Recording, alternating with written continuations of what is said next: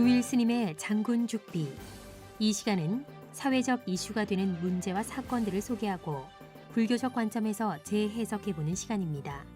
도일 스님은 마국사에서 원해 스님을 은사로 출가한 후 미얀마 국립불교대학인 ITBMU와 스리랑카 페라데니아 대학에서 석사를, 영국 런던대에서 박사과정을 이수하시고 현재 대구시 동구 도동 구룡사 주지 스님이십니다. 그럼 도일 스님의 장군 죽비 지금부터 함께하겠습니다. 안녕하십니까. 마음치유의 행복도량 803 구룡사주지 도일입니다. 저출산 고령화 현상이 갈수록 심화되면서 60세 이상 노인 범죄자의 비중이 해마다 크게 늘고 있습니다. 노인 인구 증가율보다 노인 범죄 증가율이 더 커서 사회적 관심과 해결책이 필요한 상황입니다. 9월 8일 국회 법사위원회 새누리당 노철래 의원이 국정감사를 앞두고 법무부에서 제출받은 노인 범죄 현황 자료를 보면 60세 이상 범죄자는 2010년 15만 5,171명에서 지난해 21만 6,313명으로 39.4% 치솟았습니다. 범죄 학계와 형사사법기관은 60세 이상을 노인으로 규정하고 있는데 60세 이상 고령층 범죄자가 전체 범죄자 가운데 차지하는 비중 역시 같은 기간 6.48%에서 9.09%까지 올랐습니다. 올 상반기에는 이미 비중이 9.50%로 집계되었습니다. 전문가들은 전체 인구에서 고령층이 차지하는 비중이 높아지면서 고령층 범죄자가 증가하는 것은 자연스러운 현상이라고 분석합니다만 문제는 증가 속도에 있다고 지적합니다. 범죄자의 연령 분포는 인구 구조의 변화와 상통합니다. 그동안 한국 사회에서는 범죄자 중 40대의 비중이 높았지만 최근 10년간 20대에서 40대 비중은 감소한 반면 미성년자와 50대, 60대 이상의 비중이 점차 커졌습니다. 노인 범죄는 경제 능력 저하에 따른 사회적 지위 퇴보, 노화로 인한 판단력, 신체 반응 저하 등이 주요 원인으로 꼽힙니다. 심리적 소외감에서 비롯된 우발적 범행이 많아졌다는 연구 결과도 있습니다. 전통적으로 재산 범죄가 많았지만 최근에는 강력 범죄가 두드러지게 증가하는 양상도 보입니다. 여성 노인의 범죄도 증가하는 추세에 있습니다.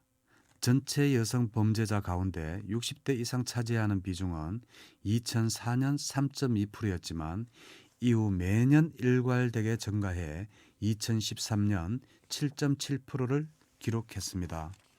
사실 이러한 노인 범죄율 증가는 다른 수치에서도 예상될 수가 있는데 OECD 국가 중 우리나라가 노인 빈곤율이 1위이고 65세 이상 노인층의 상대적 빈곤율이 49.6%인 걸 감안하면 노인 범죄율 증가는 당연한 일이라 생각됩니다. 10월은 노인의 달입니다. 늙음과 죽음은 피할 수 없는 인간의 숙명이라고 부처님은 말씀하셨습니다. 나고 늙고 병들고 죽는 네 가지 고통 가운데 늙음이 들어가 있습니다. 왕성했던 기운은 쇠하여지고 살갗이 뼈에 붙는 쓸쓸한 육체만이 남아 있습니다. 개인주의와 핵가족 사회에서 노인은 더더욱 외롭습니다. 노인에 대한 관심은 장차 늙을 수밖에 없는 젊은이 자신의 미래를 위해서도 꼭 필요한 것입니다. 아이들 돌보기와 빡빡하게 돌아가는 생활 속에서도 가끔은 자신도 모르게 큰 산과 같이 다가오는 늙어감과 죽음을, 어떠한 군대로도 대적할 수 없는 늙어감과 죽음을 대항하는 지혜의 힘에 대해 생각해 보아야 할 것입니다. 그것은 바로 지금 자기 앞에 서성이는 노인에 대한 관심일 수가 있습니다. 같이 식사할 겨를이 없다 해도 무슨 음식을 좋아하는지 한 부모님께 한 번쯤 여쭈어보고, 설사 옷가게에 동행하지 못한다 하더라도 사입고 싶은 옷은 없는지 한번 여쭈어보고, 잠자리를 같이 할 수 없다 해도 주무시는 자리가 불편하지 않은지 한 번쯤 여쭈어보고, 좋아하시는 음악을 같이 들을 수 없다 해도 연불, 독경 테이프 한 번쯤 권해드리고, 여가를 같이 놀 수 없다 해도 조용한 산사를 한 번 모셔다 드리고, 책방에 같이 갈 수 없다 해도 큰 활자로 쓰여진 경전을 머리맡에 놓아드리고, 벗하여 즐거운 시간을 함께 할 수 없다 해도 가까운 사찰의 친구들을 한 번쯤 소개해드리고 한 번쯤은 가까운 사찰로 인도해서 노보살님과 노고사님들과 어울려 한때를 유익하게 보낼 수 있도록 시간을 마련해 보는 것도 효도하는 것입니다. 집안에 갇혀 지내는 시간보다 평소에 잡수시던 음식을 사서 절에 가 신도분들과 음식을 나누며 이런저런 이야기를 나누는 것도 노년을 여유롭게 보내는 한 방편이 될 수도 있을 것입니다. 소일거리가 없어 좌불안석하실 때 큰 방석 하나 구해주시고 참선하는 법 가르쳐주시고 108염주 손에 쥐어주시며 연불산매 권해보도록 합시다. 부처님의 말씀은 되풀이하여 읽을수록 새로운 맛이 납니다. 자녀들, 손주들 일로 마음 편히 쉴 날이 없을 때 강경을 권해보는 것도 좋을 것입니다. 오락할 몇 시간 친구와의 데이트 몇 분을 할애하면 됩니다. 부처님 말씀대로 인도는 모두의 공덕이 됩니다. 노인한테 대한 배려는 인간에 대한 배려이자 자신에 대한 배려이기도 합니다. 노인을 정법으로 인도하는 것이야말로 노인에 대한 바른 예우가 될 것입니다. 정일나안경에는 도는 길이다. 살아가는 것은 길을 가는 것이고 길을 간다는 것은 도를 행하는 것이다.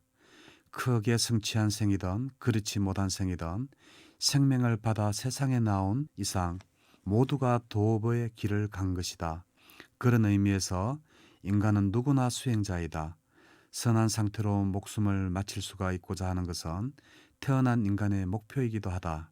시비를 떠나 선정을 얻고 갖가지 수행의 과실을 챙겨 임종에 들 수 있도록 노인은 더욱 분발하여야 할 것이다. 생계의 책임이 어느 정도 들어진 노년식이야말로 실다운 수행을 할 수 있는 적기라고 할 수 있을 것이다 라고 말했습니다. 법부님들 모두 수행에 힘써 수행의 열매를 가지시기를 바랍니다. 감사합니다.